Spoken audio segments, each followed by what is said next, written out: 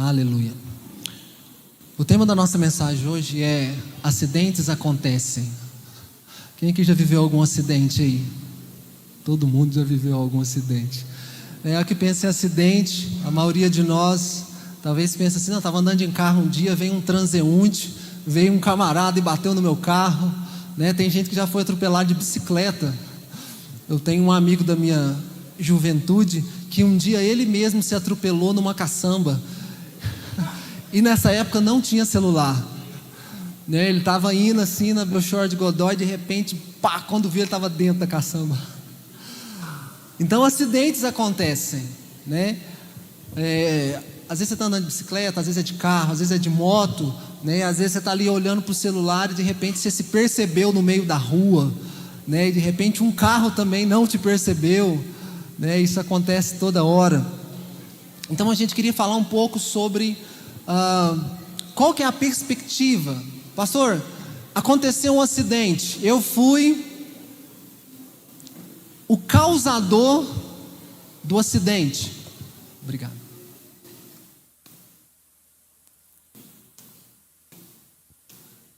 Pastor, o problema é que eu fui o causador do acidente. E agora? Pastor, eu fui a vítima. E agora? Aqui nós poderíamos usar o texto, né, de Carlos Drummond de Andrade. E agora, José?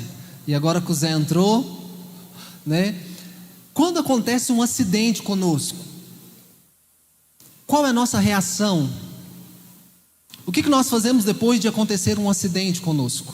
Como nos comportamos? Qual que é a nossa perspectiva depois que acontece um acidente? Eu queria falar de outros tipos de acidentes hoje. Esses acidentes que acontecem com o carro, com a moto, quando você trupica numa calçada, você trupica numa pedra que parece que não estava lá, né? Que a gente até disfarça e fala: mas quem colocou isso aqui? Não tinha nada lá, você tropeçou numa brita, né? Não só nesse sentido desse tipo de acidente, né? Eu queria falar sobre alguns outros acidentes que acontecem na vida da maioria de nós. Quando você se casa e por um acaso o casamento não deu certo, foi um acidente.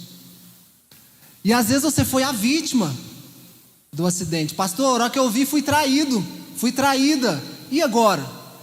Isso foi um acidente, você não tinha programado. Eu lembro há uns anos atrás, muitos anos, porque eu já tenho uns 10 ou mais anos que eu não vejo Globo, mas eu lembro que a Globo fez uma propaganda de acidente. Os mais antigos aqui vai lembrar comigo. Tinha um cara mexendo numa serra elétrica, né? E de repente, ele olha no relógio e fala: nossa, agora é a hora do acidente. Aí ele vai colocar a mão direita assim, ele fala: não, a direita não, eu preciso dela. E ele põe a esquerda. Ninguém lembra dessa, não? É só eu, né? Então beleza, obrigado, né? E eu achei, cara, que massa, ele programou a hora do acidente, né? Então deixa eu te falar, a gente não programa um acidente. Quando você vê, aconteceu, não é? De repente um dia, você estava lá andando, adolescente ou jovem, né? E aqui nós vamos entrar em muitas questões, situações. Às vezes você estava lá jovem, brincando de bola, de boneca. De repente você foi violentado ou violentada, foi estrupado ou estrupada por um tio, por um avô, por um amigo. Isso foi um acidente na sua rota. Talvez em algum momento alguém possa perguntar e falar assim: ah, mas ele não teve culpa, a criança não teve culpa, o adolescente não teve culpa. Então foi uma vítima, vocês concordam? E como que faz quando acontece esse tipo de acidente? Às vezes aquela moça que começou a namorar com o rapaz, apaixonada, os olhos brilhavam, vermelhos de paixão. Ah, eu vou casar com esse cara, e a mãe está falando: não, esse cara é tranqueiro, esse cara não gosta de trabalhar não, isso aí vai dar zica. Mãe, eu estou apaixonada, vai ser rosas, ele vai abrir a porta do carro para mim.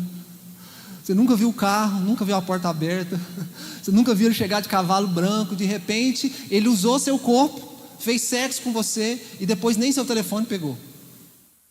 Você não programou isso. De repente você foi uma vítima. Então aconteceu um acidente. Pastor, eu programei a minha vida. Quando eu era mais novo, eu falei: vou terminar a escola com 18, com 22 eu vou fazer faculdade, Com 24 eu vou arrumar um namorado ou uma namorada, vou casar. Pastor, com 30, que é a idade do sucesso, vai estar tudo certo na minha vida, eu já estou caminhando para o meu primeiro $1 milhão. Tem algum sonhador aí? Deu certo? Às vezes não deu certo. Não é isso? Muita coisa na minha vida, querido, eu programei, mas aconteceram muitos acidentes. E sabe o que é interessante de um acidente? Você não consegue controlar. Você consegue controlar um acidente? Você não sabe o que ele vai acontecer. Como controlar algo que não sabemos a hora ou se vai acontecer? Ninguém falou, pastor, ninguém me falou que se eu casasse eu tinha que pagar uma conta de energia. De repente chegou o boleto lá em casa e eu percebi que eu não tinha o dinheiro. Aconteceu um acidente, o cara da Semico foi lá e... Você programou a cortar energia? Você não programou cortar energia. Mas tem coisas, querido, que nós não sabemos. E de repente você entra no meio daquela situação. E você então é uma vítima. Sabe, talvez por algum momento você está ali do mais belezinha no emprego, trabalhando, dando o seu máximo. E chega aquela notícia, reunião no fim do dia. Olha, vai ter um corte aqui. E você, não, mas eu estou na empresa há 10 anos. Olha, nós vamos começar a dar o corte pelos funcionários mais antigos. Como assim? Eu estou aqui minha vida inteira. E agora o que eu vou fazer da minha vida? Eu estou com 50 anos, com 80, eu estou com 45, como é que eu vou arrumar outro emprego? Eu só fiz isso aqui a vida inteira. Foi um acidente, não foi? Programado. A mãe está andando com o filho, e de repente o pai está andando com o filho, e de repente descobre que o filho ficou doente. É uma doença, é uma enfermidade. Às vezes dá tempo de ir, mas às vezes também não dá tempo. Vocês concordam que é um acidente na sua rota? E já percebeu que você não tem controle? A gente não tem controle. Não adianta você tentar lá na hora do que acontece um problema tipo esse, pegar o controle lá da sua casa, da televisão, e ficar tentando apertar, igual aquele filme do Adam Sandler, né? Clique. Deixa eu voltar 10 anos atrás, porque foi nesse dia, nessa hora, que eu falei sim para esse camarada. Se eu falar não, minha vida muda. Mas ele falava não aqui e mudava toda a rota dali para frente. Gente, não conseguimos voltar no tempo. O que aconteceu, aconteceu. Não é isso? De repente você era dono de uma empresa. E você tinha paixão, você tinha criatividade, você sabia tudo que tinha que fazer para aquele negócio ir para frente, mas você era um mau administrador, porque você era um mau administrador do recurso, faliu, sua empresa foi à bancarrota. Você não programou fracassar, mas fracassou. Foi o que? Um acidente. Pastor, eu programei casar e ficar com o mesmo homem, a mesma mulher a vida inteira, mas eu estava 1 ano, 2 anos casado, não deu certo. Ele foi embora para um lugar, eu fui embora para o outro. E sabe o que aconteceu? Por causa daquele acidente, a minha vida foi marcada e está marcada até hoje.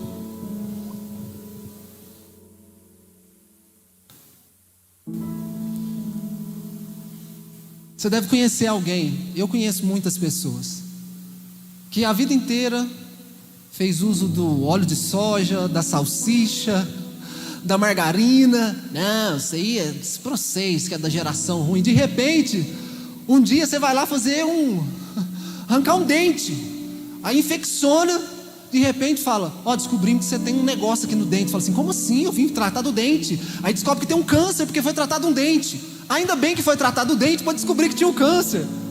Foi um acidente, você não programou aquilo. A sua saúde foi afetada. Eu lembro um dia, a minha filha Esther, que a gente fala a filha do meio, ela tem hoje 11 anos. A gente acabou um culto como esse aqui, era lá na UPA, em frente à UPA, a igreja. E gente, foi um culto assim, sabe aquele culto que você sai nu, Jesus apareceu no culto. Gente, eu estava muito feliz, muito alegre, indo embora, Deus falou com todo mundo. E eu peguei o bebê Conforto, acho que ela tinha 1 ano, ou menos de 1 ano, eu não recordo direitinho. E de repente, estou mais alegre, parei na porta da igreja, era aqueles macaquinhos pretos, sabe? Estou lá conversando com a irmã Tereza, na porta assim, né?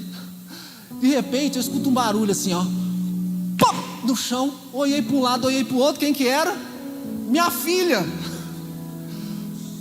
ela caiu de cabeça no chão. O bebê conforto virou. Eu não travei direito, a culpa foi minha. Ela foi a vítima, eu fui o que causei o acidente. Eu fiquei anestesiado, porque ela era muito pequenininha. Parece que ela tinha acabado de sair da barriga da minha esposa. Assim, o que eu faço agora?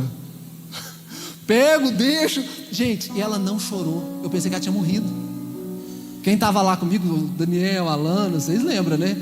Gente, minha esposa tinha uma grama lá. Ela e a Gabriela. Quem conhece minha filha Gabriela? Ela vai ser artista. Gente, eu tenho que mandar para Hollywood. Elas avançaram na grama e elas começavam a arrancar a grama assim. Gente, foi uma cena que se tivesse gravado hoje ia virar aquele negocinho do WhatsApp. Como é que chama? Meme? E eu olhava lá e minha filha continuava no chão sem chorar, porque eu só escutei o tapa e de repente a irmã Teresa pega essa menina, levanta, balança e de repente ela começou a chorar. Eu falei, tá vivo, aleluia. A gente pegou, correu para Santa Casa, foi fazer o exame, falou, não deu nada. Eu falei, protegida. Mas na hora, o acidente, você fica assim, o que eu faço? Ajo, não ajo, e agora? Uma hora ou outra, gente, tem acidentes que você não consegue controlar a situação, não é?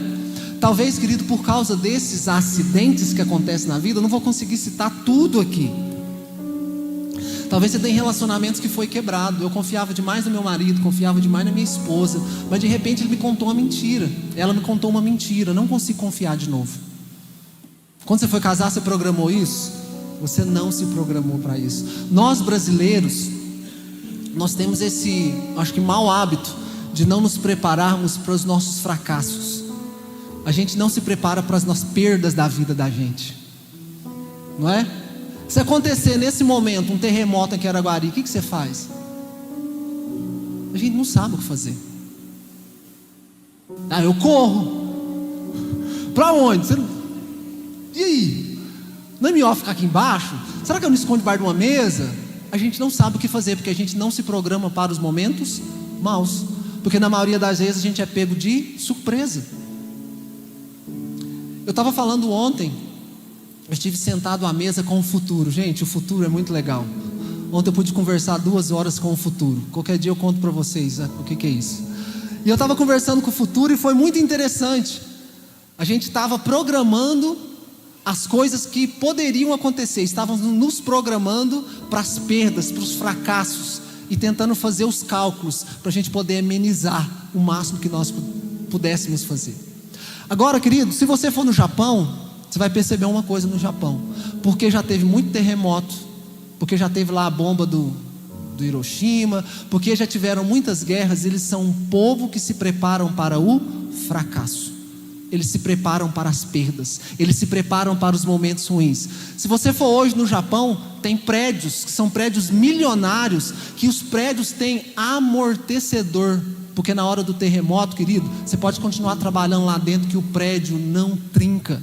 Mas por quê? Porque eles se prepararam para os momentos difíceis. Eu trabalhei um tempo na rodovia Araguari, Goiás, São Paulo. Fiquei um tempo trabalhando na rodovia Goiás, São Paulo, eu e o pastor Daniel, né? E a gente via acidente direto, quase que eu posso falar, todo dia. Eu já peguei carreta escavadeira, gente. Não sei se você lembra, você estava comigo, um dedão de um lado, a tripa do outro. Um carro que entrou dentro de um caminhão de soja, e a gente tentava achar a cabeça, tentava achar a orelha, e um falava, achei a orelha. Aí a gente ia reconstruindo acidentes. Um dia foi um carro com 6 pessoas, a família inteira estava lá. Será que quando eles foram sair de férias, eles programaram o acidente? Ninguém programa, porque se soubéssemos, esperaríamos mais 1 minuto. Eu estava vendo que o acidente ia ser às 6h45. Vamos parar no posto um pouquinho, porque passa a hora do acidente, aí não vai ter o acidente. Mas nós não sabemos a hora que essas coisas ruins podem acontecer. Não é isso? E na maioria das vezes, eu não posso falar todas as vezes, mas na maioria das vezes, você é a vítima. Tem pessoas aqui, querido, eu tenho certeza do que eu estou falando. Tem pessoas aqui que estão travadas emocionalmente por causa de um acidente. Esse tipo de acidente. Você não consegue. Você teve um problema com seus pais lá no passado e hoje você não consegue, às vezes, abraçar um filho, abraçar uma filha, porque o seu pai, a sua mãe não te abraçou. Foi um acidente na sua rota e você não está conseguindo dar amor para o seu filho, dar amor para a sua filha. Sabe por quê? Porque você não recebeu. Os seus filhos estão vivendo a consequência de você ter sido uma vítima de um acidente, tipo esse. Pastor, eu estou no meu 2º casamento, eu estou no meu 4º casamento, eu estou no meu 3º casamento. Gente, foi um acidente.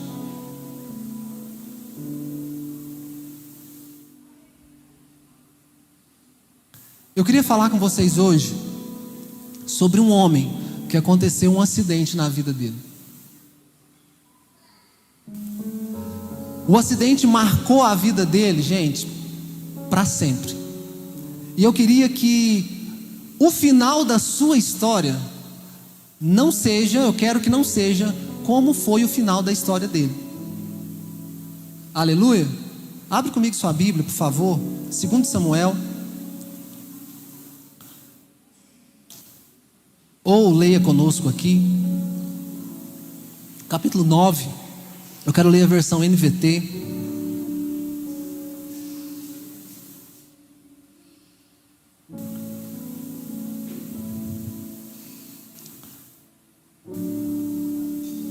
Segundo Samuel,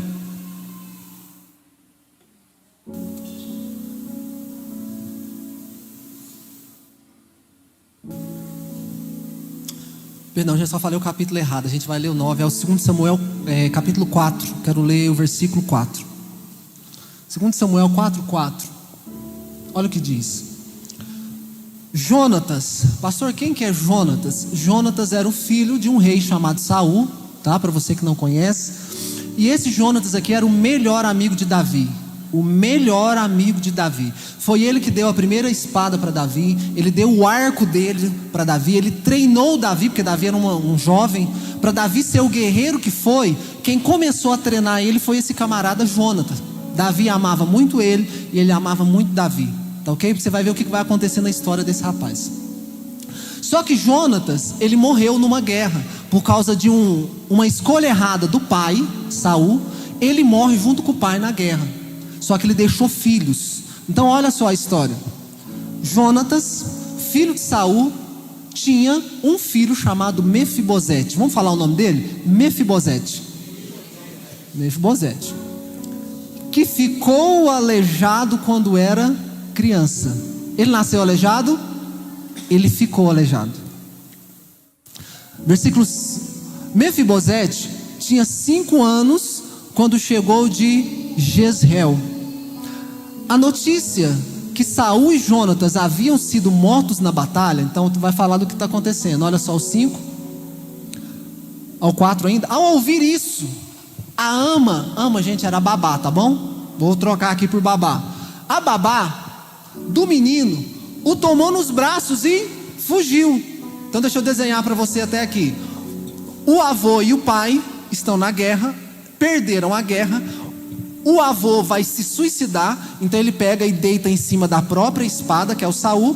Mas Jonatas também foi pego pelos filisteus e morreu.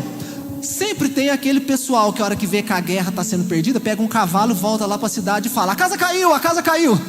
Todo mundo corre que nós perdemos a guerra, vaza. Uma dessas pessoas voltou com a notícia lá para Jerusalém. Falou: gente, a casa caiu, Saul morreu, Jonatas morreu, nós perdemos, cada um pega o que der para pegar e perna para quem te quer. Está entendendo a situação? Chegou lá, a babá, quando ela viu essa notícia, ela não estava programando. Então vai acontecer um acidente. Olha só. Na pressa, porém, deixou-o cair. Pegou o menino, correu, vamos menino. Já viu quando você quer que você está indo para a escola com seu filho, você pega ele rápido assim, fala: menina aqui, ó, tem que entrar no serviço, você pega ali rápido. Por causa da pressa, ela pega o menino correndo, ou no braço, ou puxando ele, e deixa ele cair. E ele ficou aleijado. Foi um acidente. O menino nasceu belezinha, não tem nenhum problema. O menino está crescendo, comendo o que tinha que comer. Ele está vivendo uma infância, ó, belezinha. Grande parte de nós que estamos aqui, se você olhar para trás na sua adolescência, na sua juventude, na sua parte de criança, aconteceu algum acidente. Ah, pastor, a que eu vi não tinha comida em casa, comecei a vender droga. Quando eu vi, meu pai não estava em casa, minha mãe não estava em casa, conheci um amigo. De repente eu estava apaixonado por um menininho, eu tinha 13, 14 anos, ele foi lá e tirou minha virgindade.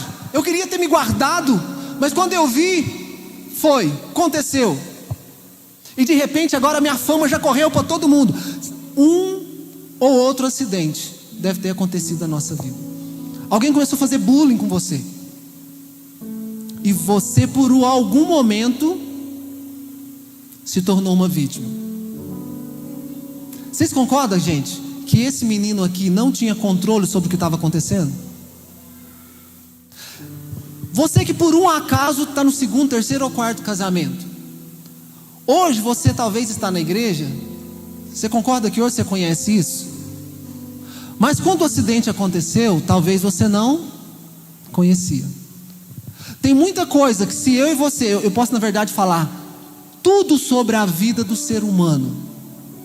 Se nós consultarmos a palavra, muitos acidentes podem ser evitados. Sim ou não? Pastor, todos? Todos não. A vida não é uma matemática exata. Eu não posso vir aqui te prometer uma coisa que nem a Bíblia está te prometendo. Até como cristão, muitos acidentes vão acontecer. Por quê? Não temos todo o conhecimento. Não dá para saber tudo. Então a gente viu um menino que com 5 anos, a vida dele agora inteira foi mudada por causa de um acidente. O que ele ficou? Aleijado. Será que a vida dele por causa do acidente vai ficar mais fácil ou mais difícil? Tudo vai ficar mais difícil. Agora eu queria que você lesse conosco aqui 2 Samuel, o capítulo 9. Agora eu queria ler com você o capítulo 9. Eu quero que você vira agora para quem está do seu lado e fala assim: agora o cenário mudou.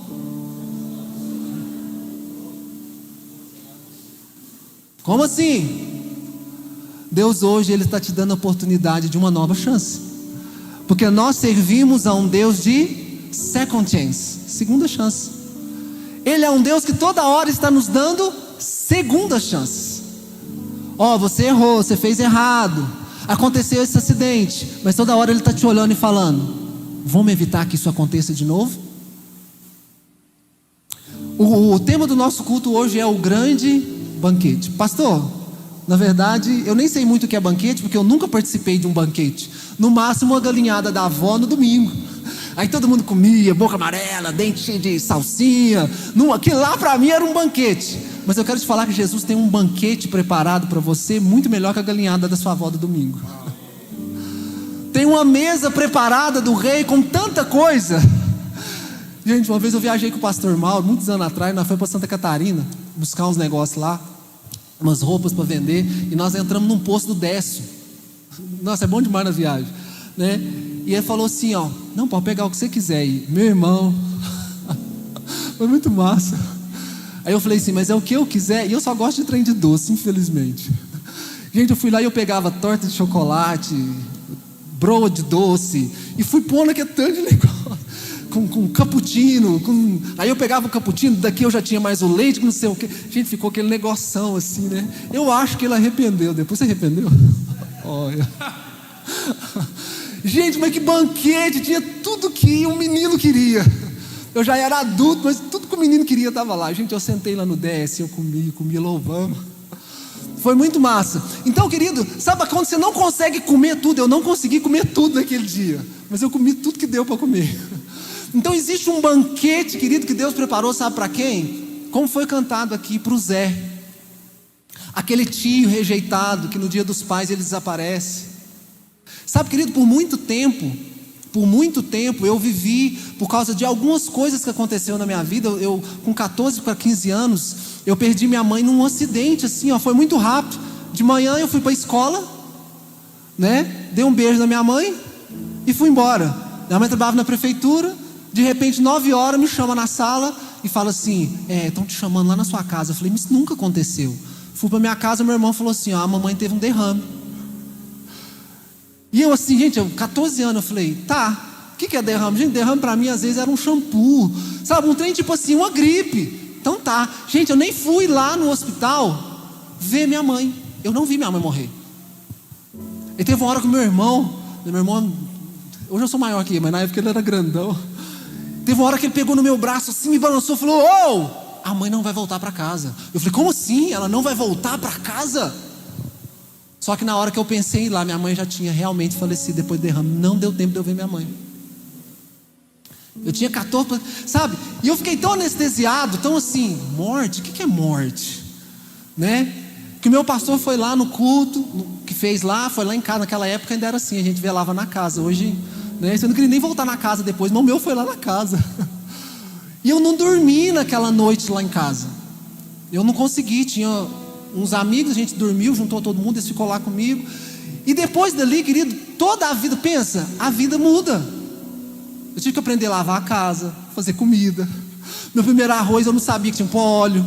Pus só água, fui olhar na panela, tinha grudado tudo. Eu tive que aprender por causa de um acidente que não estava programado. Já deve ter acontecido muito acidente. Pastor,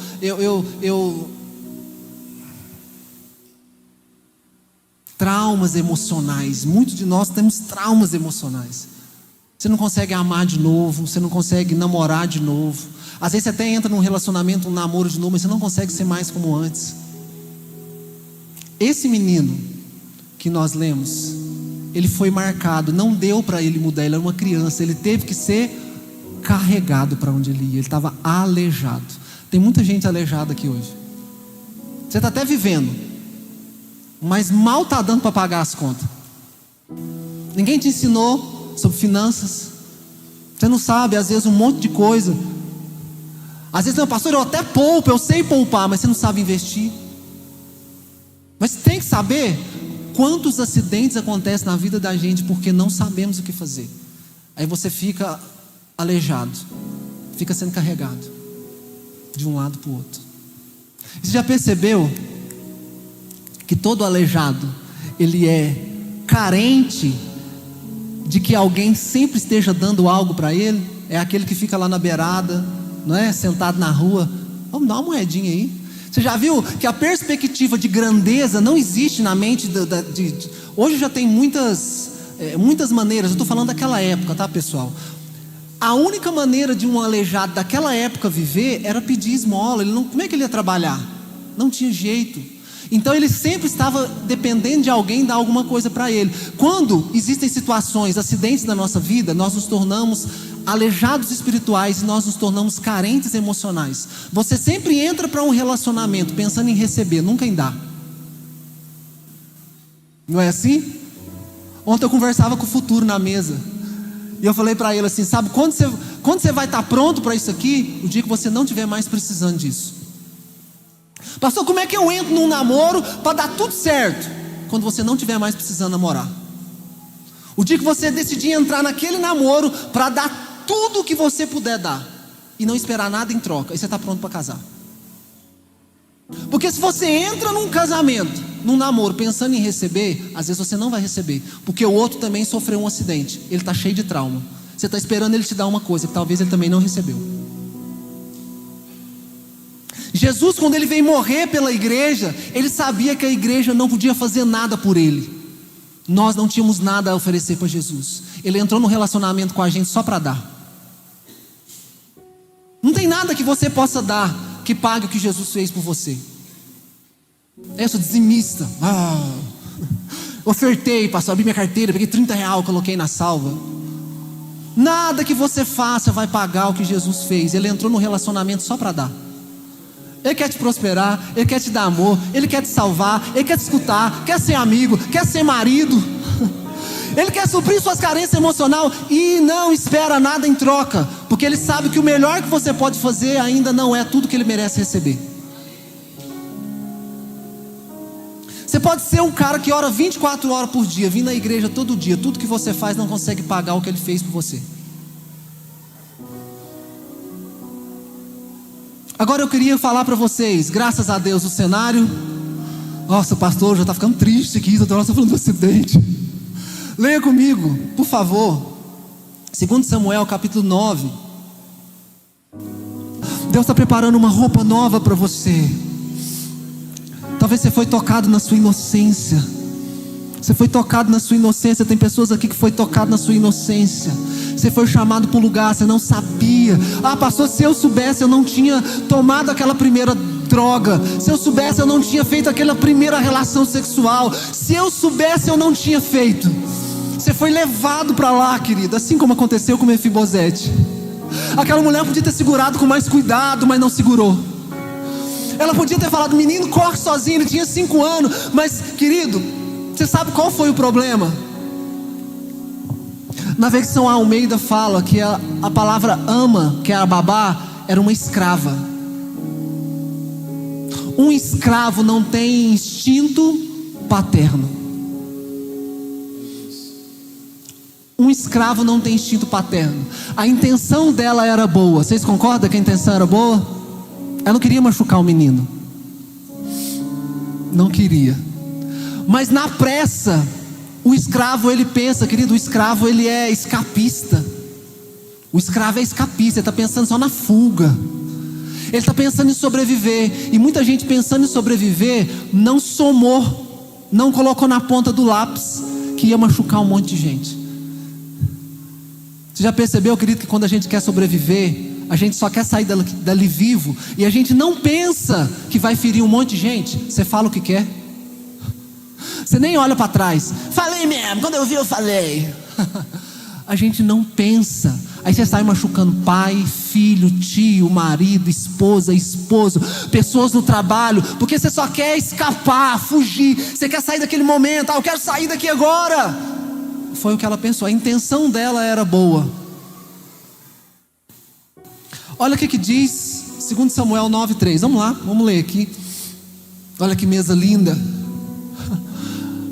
Então o rei perguntou. Nessa noite, Jesus, o rei, ele escolheu esse dia para fazer você assentar na mesa. Ele está falando: filho, eu sei que o acidente aconteceu. Passaram-se anos. Não deu para eu evitar o sofrimento. Mas o rei está perguntando hoje. Olha que lindo. Resta alguém da família de Saul? Se resta, eu gostaria de mostrar a bondade de Deus para com ele. Deus está falando: infelizmente, eu sei que aconteceu, mas a partir desse dia, hoje é o dia 0 da sua vida. Hoje é o marco 0. A partir de hoje, tudo pode começar a mudar. Aqui, ó. Primeira coisa que vai mudar é que você vai voltar para casa, o mesmo marido vai estar lá, a mesma esposa vai estar lá, os boletos te esperando, falando: eu quero seu dinheiro. Mas aqui, ó, se aqui você deixar hoje, você vai começar a provar de uma mesa que você nunca vai querer sair dela. Olha o que diz, vamos lá. Um dos filhos de Jonatas ainda estava vivo. Como diz o Simeca quando ele está cantando: tem alguém vivo aí, pelo amor de Deus? Levanta a mão. Tem alguém vivo aí? Querido, você sabe por que ele vai começar a viver a bondade de Deus? Porque ele ainda está vivo. E enquanto há vida, há esperança. O livro de Salmos diz: aqueles que estão na sepultura não podem te louvar. Davi estava quase sendo morto. Ele falou: Deus, se o Senhor deixar que eu morro, não vai dar para me cantar mais aquelas músicas que eu fazia para o Senhor. Então só trata de me livrar. Era o que ele estava falando. Talvez você recebeu essa semana uma sentença de morte, 6 meses de vida, e não vai dar para mexer com isso aqui. Às vezes foi sua saúde. O cenário está mudando. Olha o que está falando. Um dos filhos, aí vai falar para ele que o Jonatas está vivo. Um dos filhos de Jonatas ainda está vivo. Respondeu Ziba: ele é aleijado dos 2 pés. Gente, o acidente já era muito ruim. Ele poderia ter ficado só de um, mas ele ficou dos 2 pés. E sabe, querido, no caso dele, qual foi o problema? Você concorda comigo que uma pessoa que teve acidente dos 2 pés mudou a caminhada dele? Quem programou lá nos 30 eu vou casar, faculdade aqui, não deu certo. Olha o que vai acontecer na vida do camarada. Onde ele está? Será que ele foi na igreja hoje? Será que ele está ouvindo na internet a mensagem? Onde ele está? Hoje eu estou procurando uma pessoa dentro da igreja para falar assim: eu vou mudar a sua vida. Eu quero saber aonde está. Eu quero saber onde está aquele tio que todo mundo fala mal dele, aquele tio que fuma, que bebe. Eu quero saber aquela menina que engravidou e não queria engravidar. Eu quero saber aquela mulher que tirou o filho. Eu quero saber aquelas pessoas do acidente. Eu quero só os ruins hoje aqui. Deixa eu levantar minha mão. Os ruins, eu quero só os ruins hoje. Aqueles que não tinham perspectiva. Sabe aonde que está? Aqueles que a vida aleijou, aqueles que a vida deu porrada, aqueles que queriam vencer, mas quando querendo vencer, perdeu. Deus está perguntando: aonde que está? Hoje eu estou querendo, hoje eu quero abençoar. Deus está perguntando: cadê? O cenário está mudando para ele. Alguém se preocupou com ele, porque até hoje parece que ninguém tinha preocupado com você. Pastor, ninguém sabe a minha dor. Ninguém sabe como é que é ser traído. Ninguém sabe como é que é ser traído. Eu sei, eu senti, pastor. Esse acidente mudou minha rota. Olha só o que acontece, 2 Samuel capítulo 9. Olha só, o rei está perguntando: cadê? Onde ele está? Perguntou o rei é Jesus. E Ziba respondeu: ele está em Lodebar, na casa de Maquir, filho de Amiel. Essa palavra Lodebar em hebraico, esse lugar que ele está, significa não fertilidade. Ele foi morar num lugar por causa do acidente. Pensa que ele está num lugar que ele tinha que ficar escondido. Ele tinha que ficar escondido. E naquela terra, nada que jogava lá frutificava. Por isso que chamava Lodebar. Era um lugar que não dava para plantar, querido, nem capim seco, nem capim. Vou plantar mamona, não dava para plantar mamona lá. Então ele estava num lugar que já era difícil por causa do acidente. Tudo que ele fazia dava errado, e ele era carente emocional, ele era carente de dinheiro. Tudo na vida dele era um problema. Mas o rei mandou chamar ele para o banquete. Olha só, versículo 6. O seu nome era Mefibosete, filho de Jonatas, filho de Saul. Quando compareceu diante de Davi, ele se curvou-se com o rosto no chão, e Davi disse: saudações, Mefibosete. Mefibosete respondeu: aqui está o seu servo, meu senhor. Deixa aqui na tela, deixa eu só te falar uma coisa. Sabe o pai dele e o avô dele? O avô era o rei de Israel. O pai dele, depois que o avô morresse, ia ser o quê? O rei de Israel. E depois que o pai morresse, ele seria o rei. Ele era de uma linhagem real.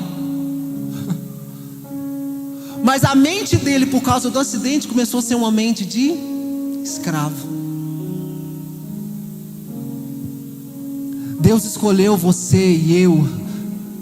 Você que conhece a palavra, expande o que eu vou te dizer. Deus não programou para você miséria. Não existe miséria para um filho de Deus. Não existe pobreza para filho de Deus. Existem dificuldades, tem problemas, mas não existe miséria para um filho de Deus. Só que a nossa mentalidade de escravo é tanto que a gente está vivendo pelas migalhas da vida. Muitos de nós está parecendo que a gente está vivendo migalhas. Você até aceita dizer que você é pobre. É, pastor, mas eu sou pobre, isso aí não dá para comprar. Pastor, o senhor está me ferindo aí. Eu não. Eu acordo pelas manhãs, querido. Nos últimos anos, eu coloco a mão na minha mente e falo assim: eu tenho uma mente milionária. Eu consigo administrar milhões em prol do reino de Deus. As primeiras coisas que saem na minha boca é: o Senhor é o meu pastor, e eu não tenho falta de nada. Isaías 1,18. O Senhor disse para mim: se quiserdes e me ouvirdes, comereis o melhor dessa terra. Deuteronômio 28. Se atentamente ouvires a minha voz e obedecer, todas as bênçãos te seguirão. Eu ia no supermercado, querido, eu olhava assim, eu falava: nossa, isso aqui não dá para comprar não. Mudou o meu discurso. Eu olho para aquilo ali e falo: eu não quero comprar isso. Até posso, mas não quero comprar. Eu treino. Ontem eu estava falando sexta-feira eu estava falando com o meu genro. Falei assim: eu treino. Eu descobri um negócio chamado milkshake. Alguém conhece? Aquilo é bom demais, gente. Aquilo é uma viagem para a lua. E eu descobri um ovo maltine. É o melhor. Porque você fica mastigando aquele negocinho. É muito massa. Aquilo lá vicia a gente. E a gente foi uma vez no shopping. Eu descobri ele lá. E depois a gente fez uma amizade. E toda vez que a gente vai lá, Eu quero um milkshake. Gente, eu achei que só tinha nos filmes de Hollywood. Eu via aquele, pegando aquele negócio de... Eu falei, gente, deve ser muito bom chupar isso. Eu falei, mas será que eu posso? Porque eu sou pobre, será que eu posso tomar um milkshake? Gente, eu comi minha primeira pera quando eu casei com a minha esposa. Eu não conhecia fio dental. Eu achava que fio dental era aquele negócio que a mulher usava na praia. Eu não conhecia fio dental. Eu era muito pobre. Muito pobre. Eu tô contando. Gente, eu nunca tinha comido gueiroba. Conheci na casa da minha sogra. Quando eu comecei a namorar, ela fez gueiroba. Eu falei, que é isso? Com frango? É sério? Gente, era muito difícil. Hoje eu me recuso numa padaria e colocar o pão naquele saquinho de papel. Por quê? Porque toda vez que eu ponho o pão no saquinho, que eu colocava no saquinho de papel, eu chegava lá em casa e abria, me vinha o cheiro do papel com o pão. E sabe o que eu lembrava? Na minha infância, minha mãe às vezes deixava de comer o pão dela, colocava num saquinho de papel e levava para me comer. Ela deixava de comer. E isso me marcou. A hora que eu lembrava do cheiro, eu falava, minha mãe, aquele acidente me marcou. Então hoje eu vou lá e ponho numa sacolinha de plástico, mas não ponho no dia. Um dia eu cheguei lá, o pão tinha acabado de sair, estava quente, queimando. Ele falou, vai rasgar a sacola. Eu falei, eu rasgo a sacola, mas não levo nesse papel. Raiva. Então, querido, a gente aceita viver uma mentalidade de escravo, sabe por quê? Por causa dos acidentes. Mas a minha Bíblia diz em Pedro 2,9: vós sois raça eleita, sacerdócio real, povo exclusivo, para anunciar as virtudes do Rei. A minha Bíblia diz em Efésios 1,5: em tudo vocês foram enriquecidos. Se você sair daqui entendendo que você é filho de Deus, o diabo vai tremer quando te ver. Não sou mais escravo. Adora ele aí um pouquinho, por favor. Eu sou filho. Deus está mudando e te dando paternidade hoje. Já não sou mais escravo do medo. Sou filho de Deus. Você pode dizer mais uma vez isso? Já não sou mais escravo do medo. Eu sou filho de Deus. Diga mais uma vez. Já não sou mais escravo do medo. Eu sou filho. Gente, olha o que termina dizendo o texto de 2 Samuel, capítulo 9. Olha só. Aqui está o seu servo, meu Senhor. Você entendeu que você não é mais escravo? Você é o quê? Vamos fazer um teste agora? Coloca a mão assim no seu peito, fecha o olho e fala assim: agora eu sou filho do Criador. Fala de novo: eu sou filho de Deus. O meu pai é o Deus. Para ele nada é difícil. Ele tem dinheiro para bancar todos os meus sonhos, todos os meus projetos. O meu pai não é pobre, ele é dono de tudo. O meu pai é rei e eu sou príncipe. Você é filho, nada menos que isso. Eu não tenho dinheiro para bancar tudo para os meus filhos, mas eles têm um pai que pode. Às vezes eles viram para mim e falam: pai, eu quero esse fiel. O papai agora não pode, mas vamos orar, porque o papai do céu pode fazer isso. Olha só, versículo 7. Davi está falando: não tenha medo, disse Davi. Eu quero mostrar bondade a você, sabe por quê? Por causa do seu pai Jonatas. Seu pai. Eu vou lhe dar todas as terras que pertenciam ao seu avô Saul, e você vai comer sempre aqui comigo na mesa do rei. Peraí, então eu vivi dos seus 5 anos até agora, não tendo o que comer, dificuldade, as pessoas me levando para todo. E o senhor está me falando que eu acordei pobre e vou dormir rico? É isso mesmo, Mefibosete. Quer dizer que de manhã eu acordei de um jeito, e se eu hoje deixar Jesus entrar na minha vida, eu posso. Exatamente isso. Dá para imaginar uma cena assim? Você acorda com um monte de boleto perguntando como é que eu vou pagar. De tarde alguém te liga e fala: "Oh, você tem um tio seu aqui no Mato Grosso, lá na Serra da Canastra, e deixou uma herança para você." Eu nem sabia que eu tinha tio. Eu acho que você rasga os boletos e fala: "Agora eu quero deixar vencer de raiva, eu quero pagar com juro."